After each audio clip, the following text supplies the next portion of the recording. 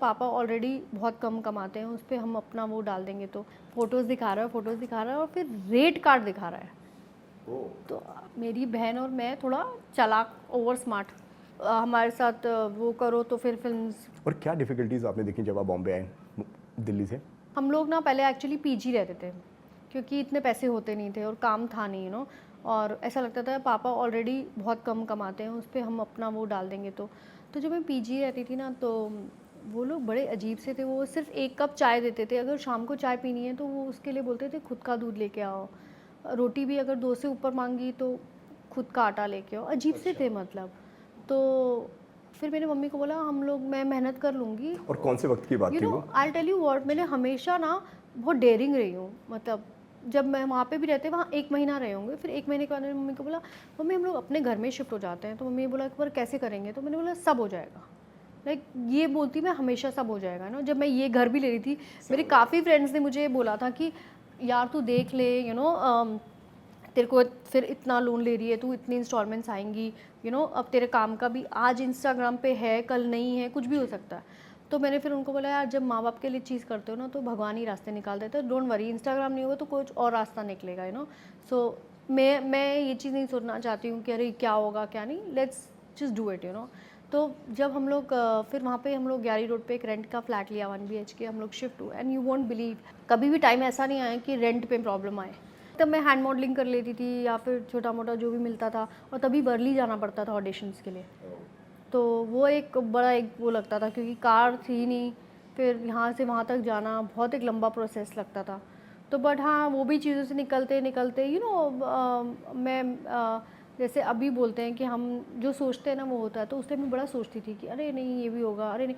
पर कभी ये नहीं सोचा था कि बॉम्बे में घर होगा, इतना महंगा घर होगा, और वो भी टचवुड 2-2 घर हो जाएंगे।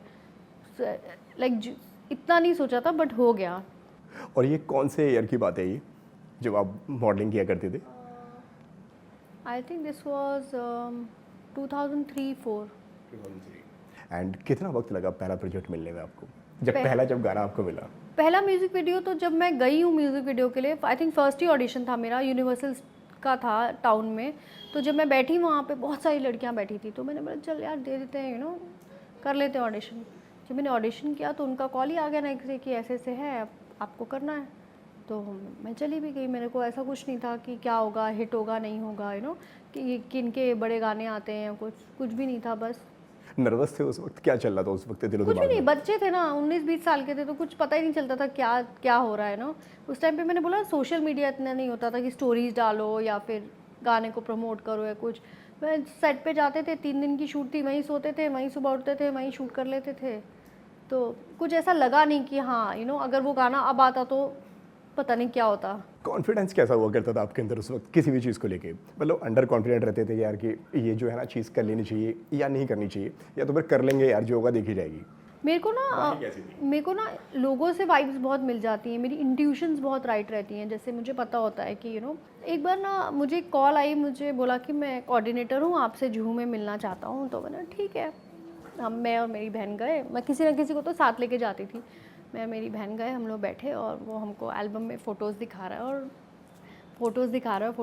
और फिर रेट कार्ड दिखा रहा है। तो मेरी बहन और मैं थोड़ा चालाक, ओवर स्मार्ट, तो वो पीछे बैठी थी, मैं आगे बैठी थी, और वो हम लोग को बोलता है कि बस इधर आपकी भी फ़ोटो लगा दूंगा, फिर आपका भी रेट कार्ड हो जाएगा।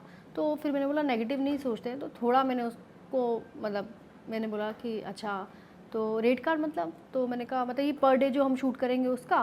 तो बोला नहीं रेट कार्ड, अगर आप शिप पे जाओगे, मतलब क्रूज़ पे जाओगे, या आप कहीं। मैंने बोला ये क्या बोल रहा है? फिर मैंने परफॉर्मेंस के लिए, तो बोला कि नहीं परफॉर्मेंस के लिए, अरे आप समझो ना। फिर उसने मुझे काफ़ी सारी और फोटोज़ दिखानी स्टार्ट की। तो मैं और मेरी बहन इशारों में समझ गए कि ये हम लोग छोटे छोटे थे, बड़े होते हैं ना स्ट्रीट स्मार्ट बच्चे जो भाई लाइव देख कर आ रहे हैं। हाँ सब देखा हुआ है बहुत भाई। छोटी एज में लाइव देख ली हम लोगों ने। मतलब छोटी सी उम्र में दिल्ली के लोगों को बेवकूफ़ नहीं बना सकते आप। तो उसके बाद मैंने बोला यार ये तो गड़बड़ है। तो मेरी बहन ने उसको पीछे से ही बाल पकड़ के पूछा ये क्या है? हाँ, तो बोलता है कि फिर उसने बोलना स्टार्ट किया ये मैं तो ये करता हूँ, तो सब करते हैं, ये करते हैं, वो करते हैं, XYZ बोलने लगा। तो हम लोग, मेरी बहन ने उसके बाल पकड़े। मैंने सोचा कि अब यहाँ से एस्केप कैसे किया जाए तो मैं फटाफट गाड़ी से उतरे हम लोग दोनों, और वो इतना डर गया कि वो गाड़ी लेके भाग गया, क्योंकि मेरी बहन थोड़ी हेल्दी है। तो उसने पीछे से उसके बाल पकड़ लिए थे।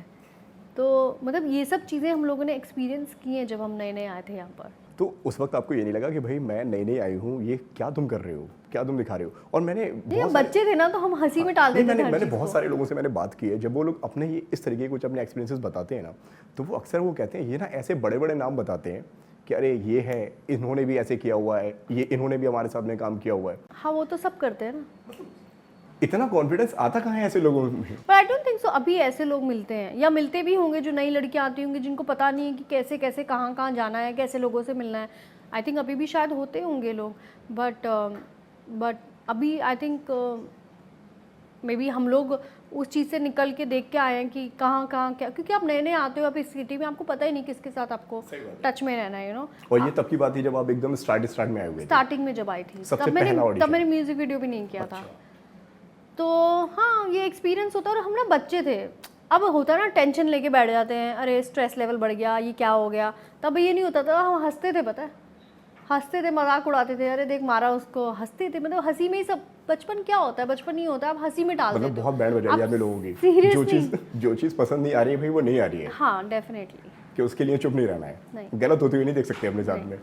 जैसे डायरेक्टर प्रोड्यूसर बोलते हैं आपको कि आप हमारे साथ वो करो तो फिर फिल्म्स का, वो आई थिंक सबने एक्सपीरियंस किया, बट उसको बोलने की ज़रूरत नहीं होती है। Like you know everybody has experience with, क्या था वो, क्या बीच में आया था एक, मी टू। मतलब I am with the girls, I am with everyone, I would love to stand with everyone, but मुझे समझ नहीं आता कि वो मी टू को ना लोगों ने वो ले लिया था, ब्लैकमेलिंग का एक वो ले लिया था, which was wrong, you know. कि लोग अपनी पर्सनल खुन्नस उसके ऊपर से निकाल हाँ, और कुछ तो पैसे बना रहे थे, मतलब यू नो कुछ लोग तो बस आई थिंक, तो वो मुझे थोड़ा वो समझ नहीं आया था क्या था।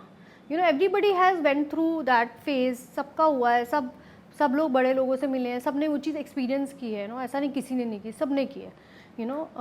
But it's up to you whether you want to give in or you want to just move on, you know. तो वो सब अपने ऊपर डिपेंड करता है ना, और खुशी खुशी निकल जाओ। तुम उस चीज़ को रगड़ते रहेंगे, मेरे साथ ऐसा हुआ, मुझे प्रोड्यूसर ने ऐसा किया, मेरे साथ ये हुआ था, मैं, अरे यार ठीक है, मूव ऑन करो लाइफ में, आगे बढ़ो, आगे का सोचो।